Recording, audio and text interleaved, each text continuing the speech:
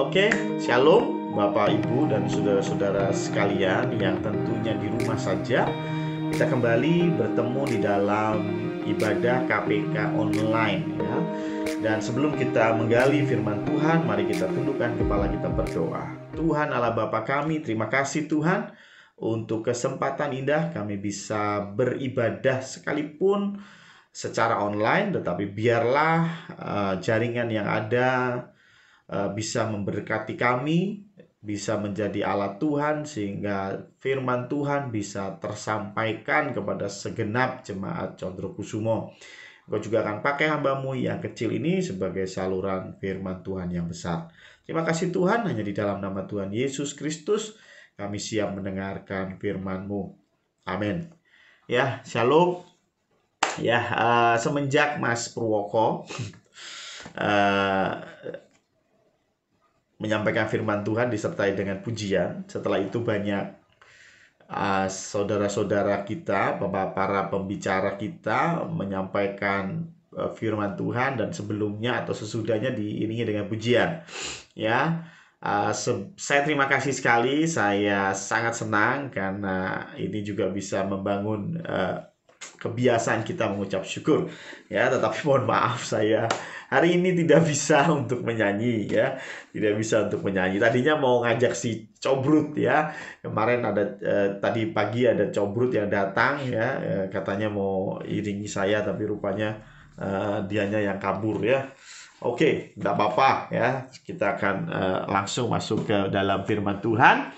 Oke, firman Tuhan hari ini akan terambil dari Markus 9 ayat yang ke-38 sampai dengan ke-41 ya.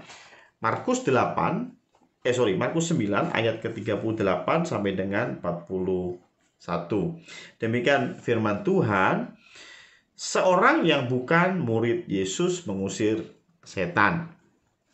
Kata Yohanes kepada Yesus, "Guru, kami lihat seorang yang bukan pengikut kita mengusir setan demi namamu. Lalu kami cegah orang itu karena ia bukan pengikut kita."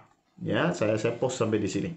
Ya. Jadi ayat yang ke-38 berkata, Yohanes ini rupanya ngonani atau ya melihat ada seseorang yang mengusir setan di dalam nama Tuhan Yesus. Kemudian Yohanes gak terima karena orang ini bukan pengikut atau bukan murid yang legal ya, bukan murid secara formal, tidak terdaftar sebagai murid ya daripada Tuhan Yesus. Makanya dia mencegahnya dan dia laporan sama gurunya ya.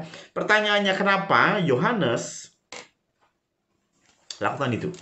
Ya. Rupanya Yohanes ini masih di dalam kerangka berpikir yang sangat-sangat primitif ya. Yaitu apa? Dia membagi-bagi orang ya. Dia meninggikan sebuah organisasi, dia meninggikan sebuah perkumpulan.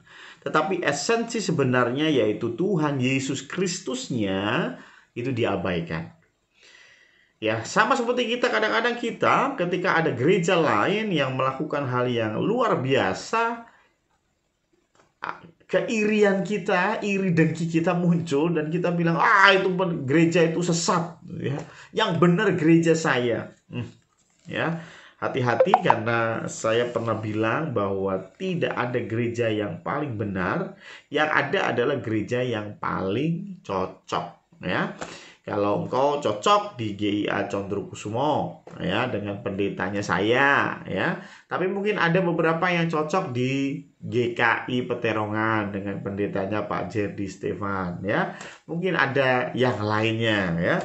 Sehingga artinya kita cocok di gereja kita ya. Jadi jangan pernah kita terlalu mudah menghakimi teman-teman sepelayanan kita. Ya, bukankah apa yang dilakukan orang ini bagus, yaitu mengusir setan? Benar atau bagus? Bagus. Sudah mengusir setan demi nama Tuhan lagi. Ya. Ini bagus, tetapi Yohanes gak terima hanya karena apa? Hanya karena tidak satu perkumpulan dengan Yohanes. Hanya karena tidak satu gereja dengan Yohanes. Hanya karena gak satu STT dengan Yohanes. Gitu. Ya. Dan yang menarik jawaban Tuhan Yesus ayat 39. Tetapi kata Yesus, jangan kamu cegah dia. Ya, malah dimarahin ya. Jangan dicegah dia ya. Sebab tidak seorang pun yang telah mengadakan mujizat demi namaku dapat seketika itu juga mengumpat aku. Ya. Saya mengerti. Tidak semua orang yang bisa melakukan mujizat itu berarti dia murid Tuhan Yesus, belum tentu. Ya. Beneran belum tentu ya. Bahkan belum tentu orang yang bisa melakukan mujizat itu masuk surga. Ya.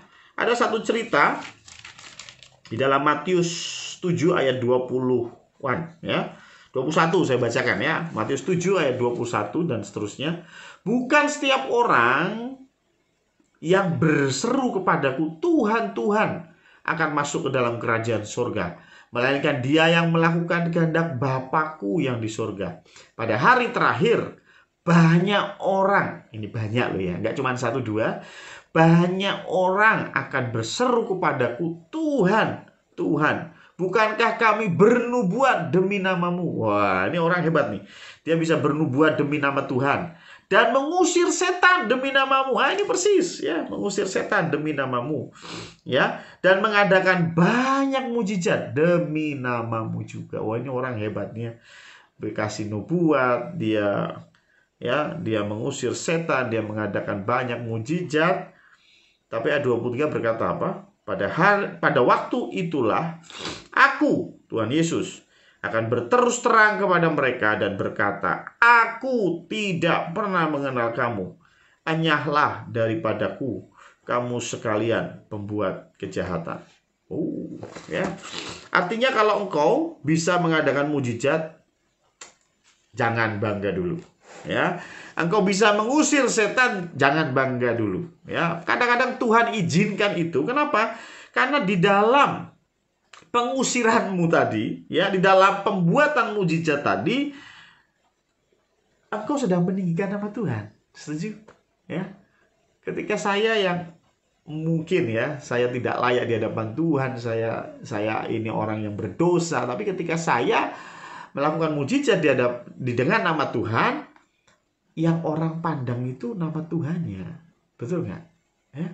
Karena itu Tuhan bilang, udah nggak apa-apa. Karena nggak ada orang yang mengadakan mujizat tapi juga mengumpat aku. Nggak ada. Kalau mengadakan mujizat demi namaku, pasti dia sedang meninggikan namaku. Ya sudah, biarkan. Ya. Bahkan dikasih keterangan tambahan, barang siapa tidak melawan kita, ia ada di pihak kita. Sudah.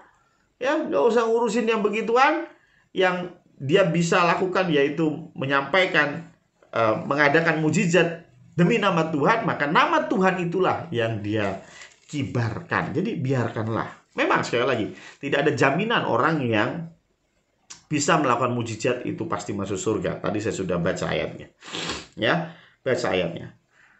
Tetapi sebetulnya apa sih yang membuat murid terutama Yohanes ini khawatir? Rupanya yang membuat Yohanes khawatir itu ada di Markus 9 ayat yang ke-41. Yaitu apa? Ini. Tuhan tahu apa yang dikhawatirkan oleh Yohanes. Maka dari itu Tuhan bilang begini, aku berkata kepadamu, sesungguhnya barang siapa memberi kamu minum secangkir air oleh karena kamu adalah pengikut Kristus, ia tidak akan kehilangan upahnya. Ya. Tadi ngomongin masalah biarin dia mengadakan mujizat, ya, biarin ya, karena dia tidak akan mengumpat aku, gitu ya. Yang tidak melawan itu di pihak kita. Kenapa tiba-tiba Tuhan Yesus bilang, aku berkata kepadamu, sesungguhnya barang siapa memberi kamu minum secangkir air oleh karena kamu adalah pengikut Kristus, ia tidak akan kehilangan upahnya. Bicara apa sih? Ini sebetulnya kalau kita melihat, kita harus mundur lagi ke ayat 37. Ayat 37, barang siapa menyambut seorang anak seperti ini di dalam namaku, ia menyambut aku. Dan barang siapa menyambut aku, bukan aku yang disambutnya, tetapi dia yang mengutus aku. Ya, jadi rupanya yang dikhawatirkan oleh Yohanes adalah kehilangan eksklusivitas, gitu ya. Waduh, kalau orang lain juga ternyata bisa melakukan mujizat demi nama Tuhan, lalu nanti nggak ada yang menghormati saya sebagai murid Tuhan Yesus. Ya, makanya ini juga tepat sekali. Matius 10 juga menggambarkan hal yang sama. Ini rangkumannya malahan ya. Matius 10 ayat 40 ya sampai 42. Barang siapa menyambut kamu, ia menyambut aku, dan barang siapa menyambut aku, ia menyambut dia yang mengutus aku. Nah, sama ya, kurang lebih redaksionalnya saja yang berbeda. Barang siapa menyambut seorang nabi sebagai nabi, ia akan menerima upah nabi. Dan barang siapa menyambut seorang benar sebagai orang benar, ia akan menerima upah orang benar. Dan barang siapa memberi air sejuk secangkir saja kepada salah seorang yang kecil ini karena ia muridku, aku berkata kepadamu, sesungguhnya ia tidak akan kehilangan upahnya daripadanya. Jadi, tidak perlu khawatir, maksud Tuhan ya. Don't worry, engkau masih punya kuasa yang diberikan oleh Tuhan. Ya, murid-murid Tuhan masih dikasih kuasa. Kuasanya apa? Yaitu tadi, kalau ada orang yang menyambut kamu, menghargai kamu, dia juga akan dihargai. Kalau dia memberikan kamu segelas air, tidak akan kehilangan upahnya. Ya, jadi Tuhan mau bilang, don't worry, kalau engkau memang betul-betul muridku, engkau pasti akan punya perbedaan dengan yang lain, gitu ya. Perbedaannya apa? Ya tadi, yang memberkati engkau tidak akan lepas dari berkat Tuhan. Ya, wah ini luar biasa, ya, ini luar biasa. Nah, tetapi juga di balik ini semua, juga kita bisa mengerti bahwa Tuhan itu selalu, bukan selalu ya, maaf, kebanyakan 99,9% Tuhan itu memberkati murid-muridnya, Tuhan memberkati hamba-hambanya, Tuhan memelihara kita semua melalui tangan orang lain. Oke, saya kasih contoh ya tadi ya. Bukankah yang haus itu muridnya Tuhan Yesus? Betul nggak? Yang memberi minum adalah seseorang, gitu ya. Tetapi seseorang yang memberi segelas air tidak akan kehilangan berkat daripada Tuhan. Ya, artinya Tuhan memberi minum hambanya, Tuhan memberi minum muridnya melalui orang lain tadi. Makanya ada yang mengatakan bahwa jika Tuhan sudah membuka pintu, tidak akan ada yang bisa menutupnya. Jika Tuhan sudah menutup pintu, tidak akan ada yang bisa membukanya. Saya aminkan itu. Tetapi ada tambahannya, 99,9% Tuhan menutup dan membuka pintu melalui tangan orang lain. Hah? Tuhan memberkati saya, bukan terus langit terbuka, uang datang dari atas langit, gedubrak, enggak. Ya, Tuhan memberkati saya melalui tangan orang lain. Ya, tiba-tiba ada yang kasih berkat saya. Ya, tiba-tiba ada yang ngirim makanan ke rumah saya, ya. Artinya Tuhan memberkati saya melalui tangan orang lain. Setuju? Ya. Engkau minta kesembuhan, Tuhan sembuhkan aku, sembuhkan aku. Ada kalanya Tuhan kasih mujizat. Ada kalanya.